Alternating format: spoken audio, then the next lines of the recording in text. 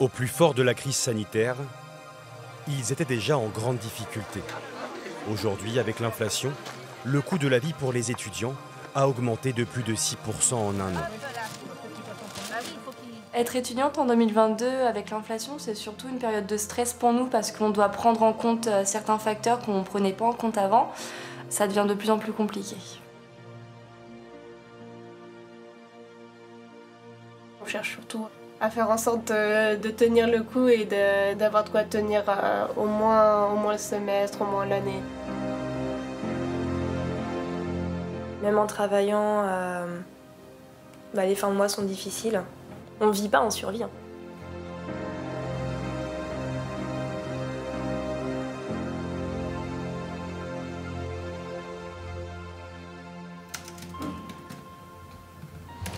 Chaque mois, pour Mandy, 21 ans, c'est le même rituel.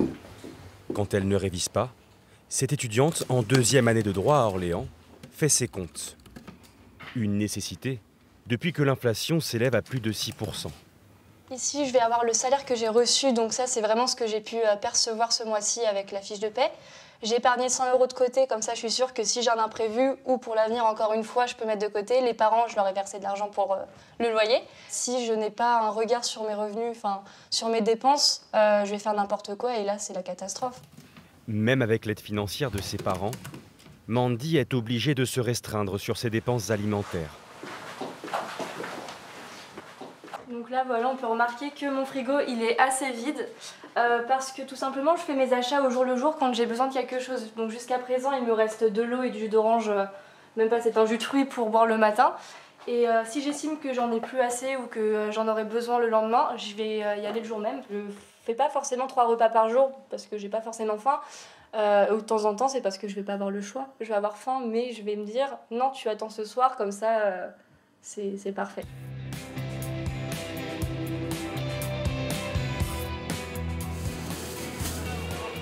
Se nourrir, c'est aussi une préoccupation pour Laura, étudiante en psychologie. À Tours, dans les allées du marché Saint-Paul, elle commence par un repérage des étals et compare tous les prix. Là, les haricots verts, ils sont à 2,50 € le kilo. En commerce, ça monte vite à 3-4 € le kilo. Le raisin, pareil, c'est 7-8 € le kilo et là, tout à l'heure, il était à 2,40 €. 500-600 grammes? Ouais, voilà, à peu près. Comme ça à peu près? Oui, nickel. 3 €. Allez, ça c'est 1,50 et puis tiens, ça vous fera 4,50. 4,50 4,50. Okay. Typiquement, le monsieur m'a mis une petite poignée d'haricots verts en plus. Donc c'est des choses qu'on n'a pas dans le commerce, cette relation avec le commerçant. Et des fois, en plus, quand on sympathise avec eux, ils connaissent la situation, donc ils sont sympas, quoi.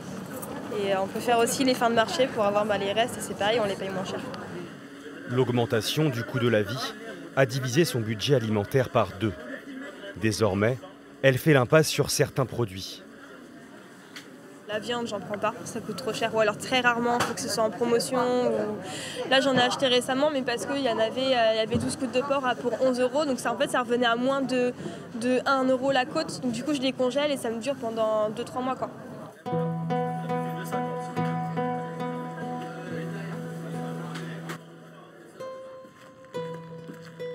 Fin de journée sur le campus d'Orléans.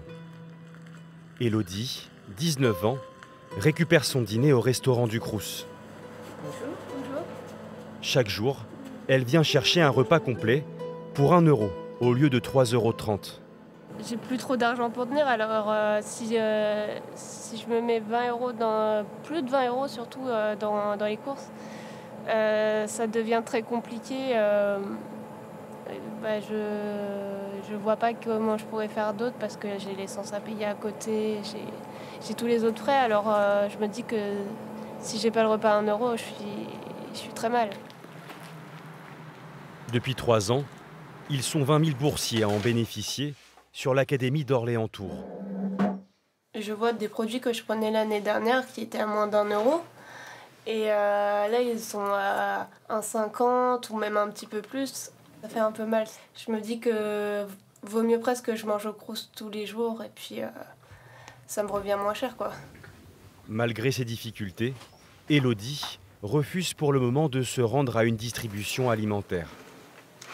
Je sais qu'il y en a qui sont encore plus touchés que moi et je me dis que d'abord c'est à eux d'avoir ces aides et que moi si j'en ai vraiment besoin j'irai les demander, mais pour l'instant ça presse pas.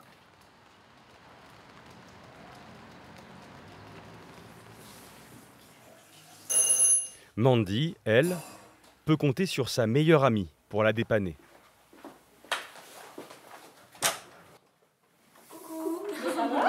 Ça va? T'as un peu en avance. Regarde. Alexandra, elle aussi étudiante en droit, lui apporte quelques courses de temps en temps. Je varie. Voilà, c'est bien ce que je me disais. Tiens, regarde, je vais être contente.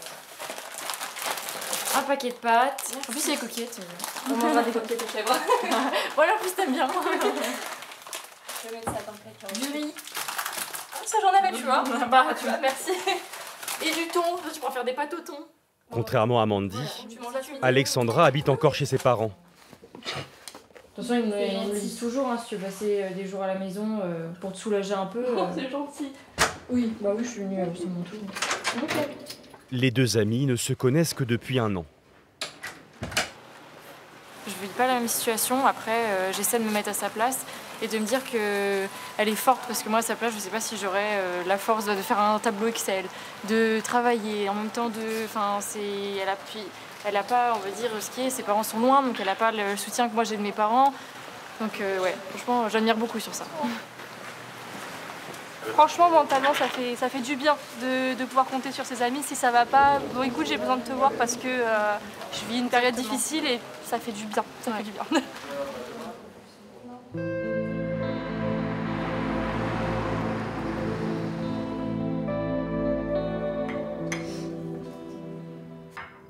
Laura, de son côté, trouve aussi du réconfort auprès de Néo, son furet de 2 ans. Je suis seule toute la semaine, même des fois pendant plusieurs mois, du coup, bah... Je lui parle, quoi. Je me sens seule, il est là, il fait des bafouilles, il joue avec moi, donc c'est mieux. Elle voit rarement ses parents qui vivent à Nantes, car elle n'a pas assez d'argent pour faire des allers-retours. Issue d'un milieu modeste, elle assume seule toutes ses charges. Je peux pas leur faire porter le poids d'un choix qui revient qu'à moi d'avoir pris mes études sur le tard, surtout que je suis partie loin. Du coup, bah, je me sens responsable, je me sens l'envie d'assumer totalement, mais c'est vrai que c'est pas simple, quoi. Alors pour s'en sortir, les économies ne se font pas que sur la nourriture. Ça, c'est un rideau thermique en fait, donc il y a de la polaire derrière. Et c'est censé isoler du froid, parce que la véranda, elle est pas très bien isolée, donc pour bien isoler la pièce à vivre et avoir un peu plus chaud l'hiver. Parce que c'est très, très humide chez moi et du coup j'ai été obligée de diminuer le chauffage à cause des augmentations de l'électricité. Il n'y a pas de petites économies. Je sais que je fais tout le temps attention à la lumière, quand je quitte une pièce, l'ordinateur, si je l'utilise plus, je le coupe tout de suite. C'est plein de petites débrouilles qui cumulées font qu'on gagne quelques euros, quoi. Mais dans certains cas, difficile de faire autrement. À Orléans, Élodie est obligée d'utiliser sa voiture pour se rendre à ses cours de STAPS. C'est essentiellement centré sur le sport avec de la pratique. Et des fois, c'est pas sur la fac, c'est ça le problème. Moi, mes cours de foot, c'est le mardi. J'en ai 2 différents, du coup, je dois faire un aller-retour le matin et un aller-retour l'après-midi. Ça fait que, au bout d'un moment, ça fait beaucoup d'essence utilisée pour une journée. Plus ça va et plus c'est compliqué.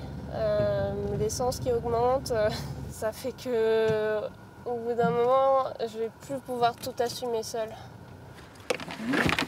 Ses parents peinent à l'aider. Élodie vit grâce à sa bourse, 270 € par mois, et sur les économies faites grâce à un job d'été.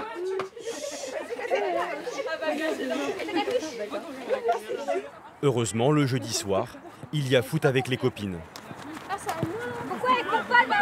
Allez, c'est le dernier. Allez.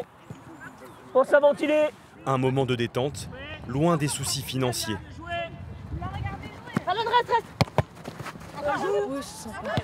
Non, vraiment, on rigole. On pense à autre chose, quoi. C'est parti, allez. Jouez. Gabi, remonte. T'as plus besoin de décrocher. Pas de loisir pour Laura, qui fait le ménage chez son voisin René, 84 ans.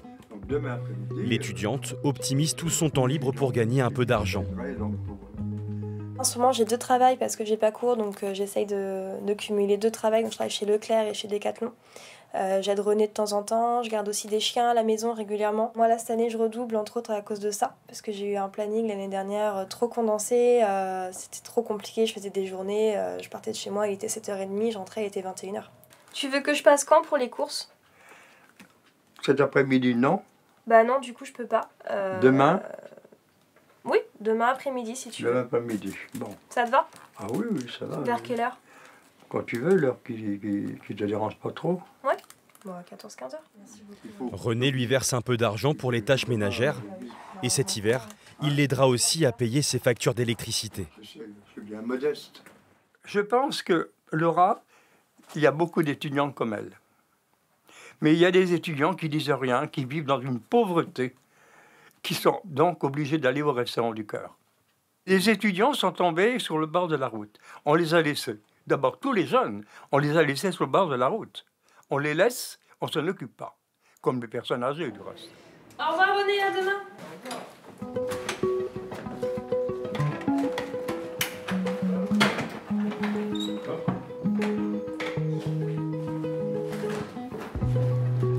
Mais la vie étudiante, c'est aussi pouvoir profiter de sa jeunesse. Une expo, une séance de cinéma, un bon verre en terrasse avec ses amis. Encore faut-il pouvoir se les payer. Faute d'argent, Élodie, elle, s'est trouvée un passe-temps favori, qui a l'avantage d'être gratuit. Je préfère privilégier tout ce qui est marche, des trucs où on n'a pas à payer, quoi. Genre le cinéma, on évite, ou très peu, quoi. La plupart du temps, les gens, on leur dit viens, on va marcher, on va faire un tour. Ils sont là, ouais, non, moi je préférerais aller regarder un film, faire un bowling, des trucs comme ça, un truc dynamique, amusant et tout. Mais oui, mais moi je peux pas.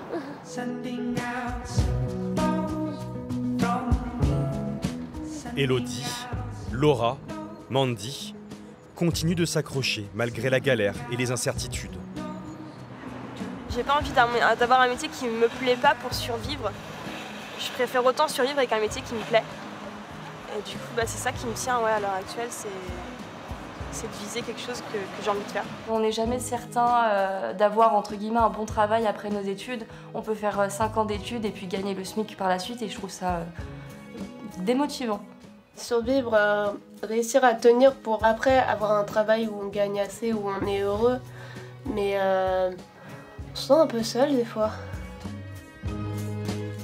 Selon un rapport de l'UNEF paru en 2019, 20% des étudiants vivent en dessous du seuil de pauvreté. En 2022, ils sont parmi les premières victimes de l'inflation.